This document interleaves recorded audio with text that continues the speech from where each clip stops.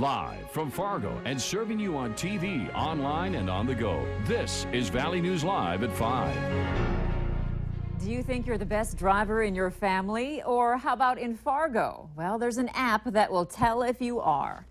Good evening and thank you for joining us. EverDrive is a new app that measures driving habits. It monitors things like your speed or distracted driving and then scores drivers on a scale. Valley News Team's Ashley Bishop shows us how the app works, how you can compete against others to be the best driver, and whether your results could get you in trouble with the law. Do you brake hard or take turns too fast? Well, the free app EverDrive can tell. The application sits there and it runs silently while you're driving your car. It automatically starts when you start driving your car, and then it checks for things that are very important towards driving safely and defensively. The EverDrive app scores you on an array of things, from your speed to braking and how often you use your phone while behind the wheel. Definitely, when I look over at a stoplight and I see someone staring down at their lap, I know they're looking at their phone. The app was developed by an insurance marketplace, and its goal is to help create better drivers. It taps into your phone's GPS, and after your trip, the app gives you a score and highlights problem areas. Using the app, you're much more aware of your driving behaviors, your good habits, your bad habits, and we find that already the statistics show us that within 2 weeks, people start to improve their habits using the app. Ressler says the app is accurate and does give leeway of about 8 miles per hour when it comes to speeding. But will this information be shared to your police department or insurance company? We believe that data is, the privacy of the data should be controlled by the consumer. So if the consumer wants to share their data, that's fine with us. It's not our policy to share the data automatically with anybody, not with the police or not with your insurance company, for instance. User scores post to the leaderboard and allow people to see how they stack up against their friends or family in their state or city. People enjoy games. They enjoy something that's kind of engaging in that way. So to kind of bring some element of like competition with yourself or with others to it, I think that could have a positive outcome. In Fargo, Ashley Bishop, Valley News Live.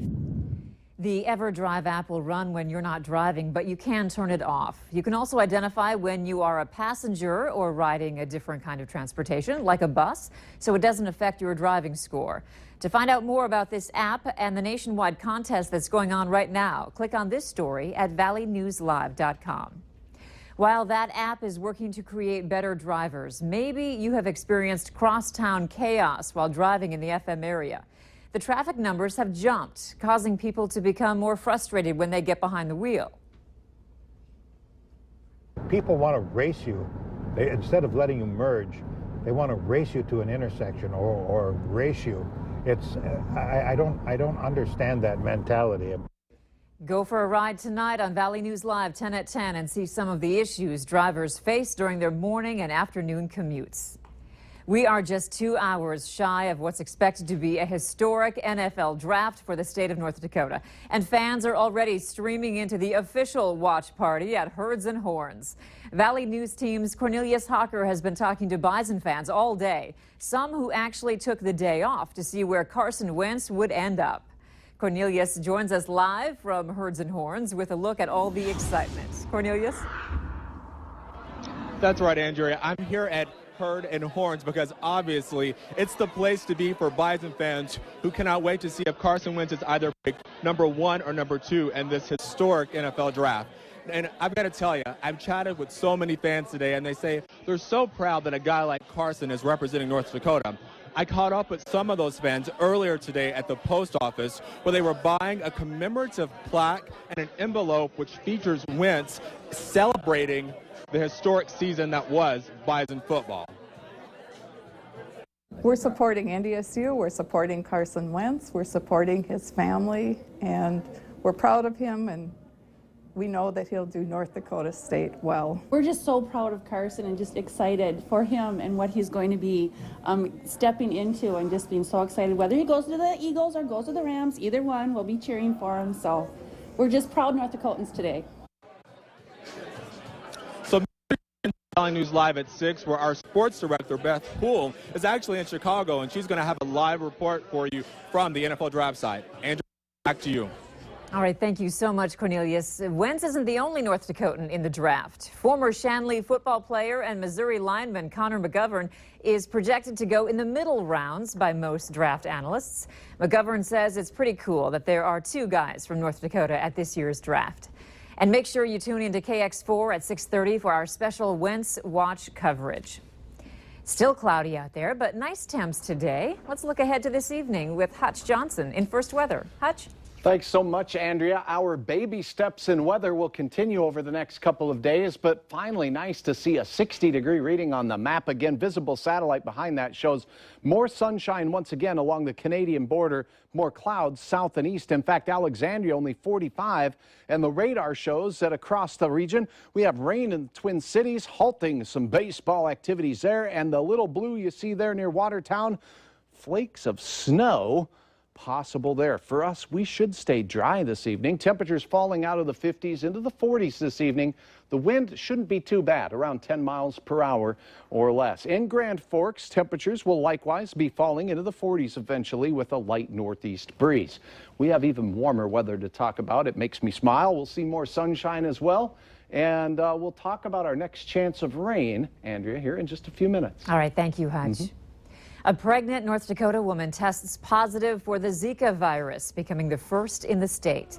The North Dakota Department of Health just received confirmation from the CDC that a pregnant woman who traveled to Puerto Rico tested positive for Zika virus. Zika is associated with microcephaly and other birth defects. So far, no signs have been identified in the infant, and the health department plans to monitor the baby for a year. The Department of Health adds mosquitoes in North Dakota do not spread Zika virus, and prevention efforts are focused on raising awareness about the risk of travel and sexually transmitted Zika virus infections. There were no major injuries in a crash involving a semi this morning. It happened near Barnesville, about 30 miles east of Moorhead.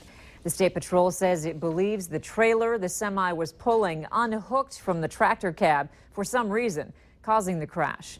It was reported around 8:30 this morning and remains under investigation. You now have the perfect excuse to do some spring cleaning. Cleanup Week begins on Monday and runs until Friday. It's an opportunity for the community to get rid of unwanted items for free. Here are some things to keep in mind. Set out your items before 7 in the morning on your normal garbage pickup day and limit appliances to 2 per household. Electronics will not be collected during this time, but instead you can bring them to the Household Hazardous Waste Facility or the annual electronics recycling event this Saturday. As the school year comes to a close, it's a time to recognize a special staff member. And what better way than a surprise announcement?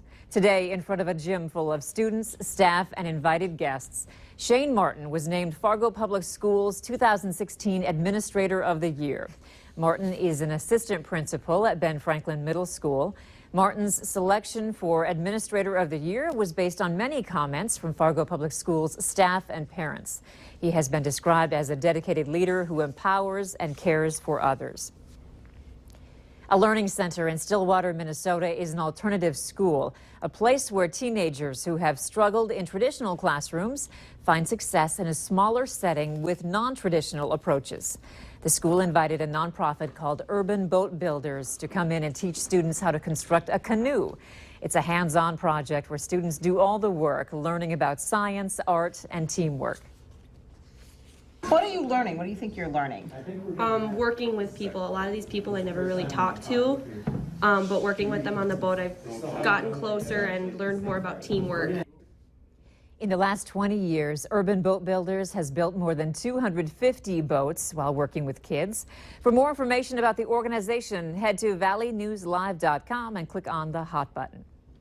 It's a night full of sweet treats and giving back. The 5th annual Sweet Miracles event is tonight. 1 in 10 kids in North America are treated by Children's Miracle Network hospitals each year. Tonight's event will be full of live entertainment, treats, and auction items to help raise money for care, programs, and equipment to CMN hospitals. As the only children's hospital of North Dakota, we have, the highest level of pediatric care, and with that comes lots of equipment and programs that are needed to take care of these kids that are very sick or injured. So it's really part of the healing that we do for kids is through philanthropy.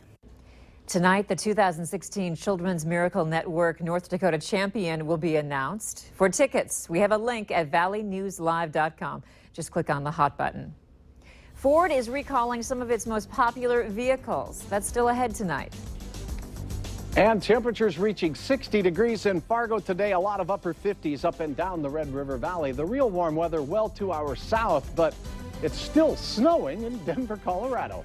Your hour-by-hour forecast for the next 7 days is coming up right after this.